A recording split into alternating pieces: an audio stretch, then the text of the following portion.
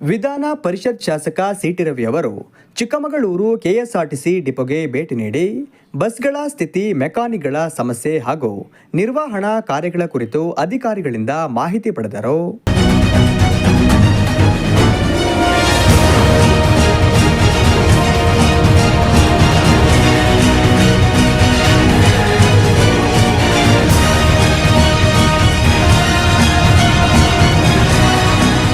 ಭಾನುವಾರ ಚಿಕ್ಕಮಗಳೂರು ಡಿಪೋಗೆ ಸೇರಿದ ಬಸ್ಸಿನ ಆಕ್ಸೆಲ್ ಕಟ್ಟಾಗಿ ಅಪಘಾತ ಸಂಭವಿಸಿತ್ತು.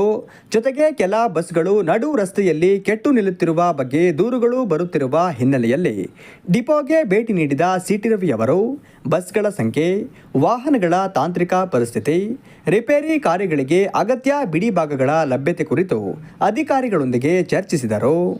ಬರುವ ಒಂದು ಬಸ್ ಅಂದರೆ ದಾರಿನಲ್ಲಿ 2 ಬಸ್ ಕೆಟ್ಟೋಗಿದೆ ಅಂತ ಹೇಳಿದ್ರು. ಡಾಕಿಂಗ್ ಇದ್ದ ಅಷ್ಟು ಬಿಚ್ಚಿಸ್ತೀವಿ ಸರ್. ನಾವು ಟೈರ್ಗಳೆಲ್ಲ ಚೇಂಜ್ ಕಂಪ್ಲೀಟ್ ಟೈರ್ ಎಲ್ಲ ಬಿಡಿಸಿ ಅಸೆಂಬ್ಲಿ ಎಲ್ಲ ಬಿಡಿಸಿ. ಡಾಕಿಂಗ್ ಅಂದ್ರೆ ಏನು ಸರ್? ಡಾಕಿಂಗ್ ಅಂದರೆ 40,000 ಕಿಲೋಮೀಟರ್ಗೆ ಕಂಪ್ಲೀಟ್ ರೋಟೀನ್ ಮೇಂಟೆನೆನ್ಸ್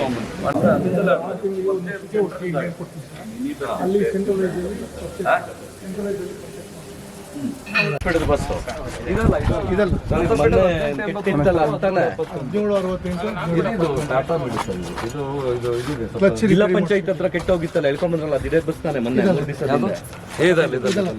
ಈಗ ನೀವೆಲ್ಲ ಏನಾರು ನೀವು ಹೈಡ್ ಮಾಡಿದ್ರೆ ನಾವಲ್ಲಿ ಮಾತಾಡೋಕ್ಕಾಗಲ್ಲ.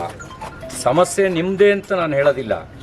ಈಗ ನಿಮಗೆ ಪ್ರೆಸರು ನಿಮಗೆ ಸರಿಯಾಗಿ ಮೆಟೀರಿಯಲ್ ಸಪ್ಲೈ ಆಗದೆ ಇದ್ದರೆ, ಮೆಕ್ಯಾನಿಕ್ ಸರಿ ಇಲ್ಲದೆ ಇದ್ದರೆ, ಈಗ ಅವಾಗ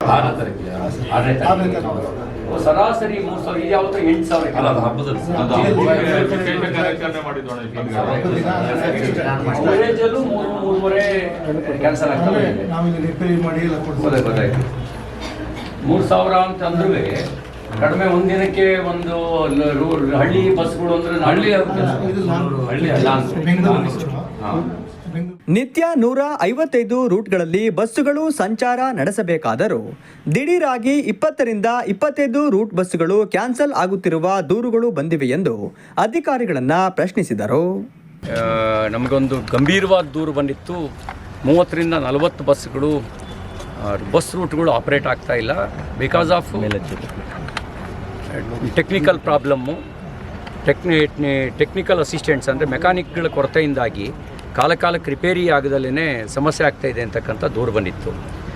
ದಿನಕ್ಕೆ 155 ರೂಟ್ಸ್ ಆಪರೇಟ್ ಆಗಬೇಕು ಚಿಕ್ಕಮಗಳೂರು ಡಿಪೋದಿಂದ. ದಿನ 25-30 ಬಸ್ ರೂಟ್ಗಳು ಅಚಾನಕ್ಕಾಗಿ ಕ್ಯಾನ್ಸಲ್ ಆಗ್ತವೆ. ಅದರಿಂದ 2 ರೀತಿ ಪ್ರಾಬ್ಲಮ್ ಆಗುತ್ತೆ. ಡ್ಯೂಟಿಗೆ ಅಂತ ಕಂಡಕ್ಟರ್ ಡ್ರೈವರ್ಗಳು ಬರಲೇಬೇಕು, ಅಚಾನಕ್ಕಾಗಿ ಅವರಿಗೆ ಡ್ಯೂಟಿ ಕ್ಯಾನ್ಸಲ್ ಆಗುತ್ತೆ.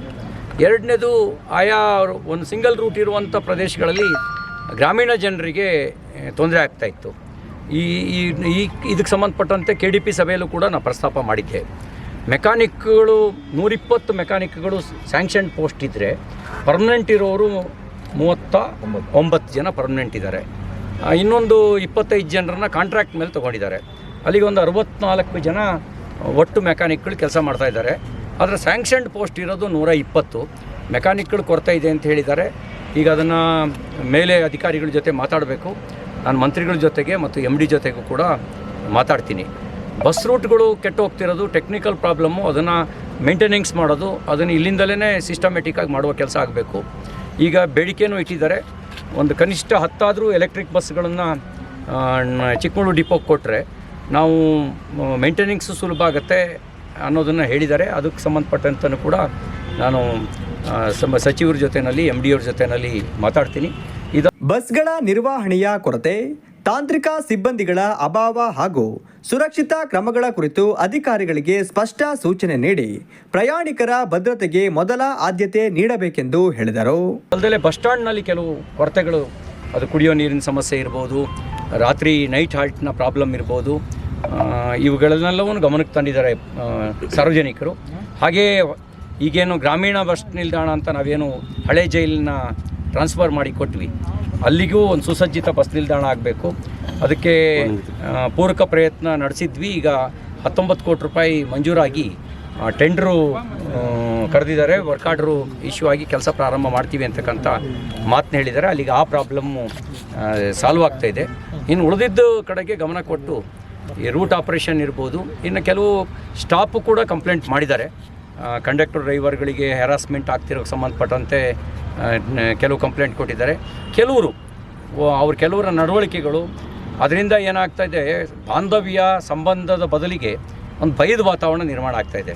ಪರಸ್ಪರ ಸ್ಟಾಫ್ಗಳು ಎಲ್ಲರೂ ಪರಸ್ಪರ ಬಾಂಧವ್ಯ ನಿರ್ಮಾಣ ಮಾಡಬೇಕು, ಭಯ ನಿರ್ಮಾಣ ಮಾಡಬಾರ್ದು. ಇನ್ನೊಂದು ಗಂಭೀರವಾಗಿರ್ತಕ್ಕಂಥದ್ದು 25ಕ್ಕೂ ಹೆಚ್ಚು ಟೀಕುಡ್ಡನ್ನು ಕಡ್ದಿದ್ದಾರೆ ಅಂಥೇಳಿ. ಒಂದು ಮರ ಕಡಿದ್ರೇ ಫಾರೆಸ್ಟ್ ಡಿಪಾರ್ಟ್ಮೆಂಟ್ನವ್ರು, ನಾವು ಬೆಳೆಸಿದ್ದು ಖಾಸಗಿ ಮರ ಕಡಿದ್ರೇ ಫಾರೆಸ್ಟ್ ಡಿಪಾರ್ಟ್ಮೆಂಟ್ನವ್ರು ಕೇಸ್ ಹಾಕ್ತಾರೆ. ಸಿಲ್ವರು ಕಡಿಯೋಕ್ಕೆ ಪರ್ಮಿಟ್ ಬೇಕಾಗಿಲ್ಲ, ಅಕೇಶಿಯಾ ಕಡಿಲಿಕ್ಕೆ ಪರ್ಮಿಟ್ ಬೇಕಾಗಿಲ್ಲ, ಅದನ್ನು ಕಡಿದ್ರೆ ಬಂದು ಸೀಸ್ ಮಾಡುವಂಥ ಫಾರೆಸ್ಟ್ ಡಿಪಾರ್ಟ್ಮೆಂಟು ಈ 25 ಮರ ಕಡಿತಲ ಮಾಡಿರ್ತಕ್ಕಂಥ ಸಾಮಾನ್ಯ ಸಂಗತಿ ಅಲ್ಲ. ಅದು ಸಬೂಬ್ ಕೊಡೋಕ್ಕಾಗಲ್ಲ, ಸಾಮಾನ್ಯ ಸಂಗತಿ ಅಲ್ಲ.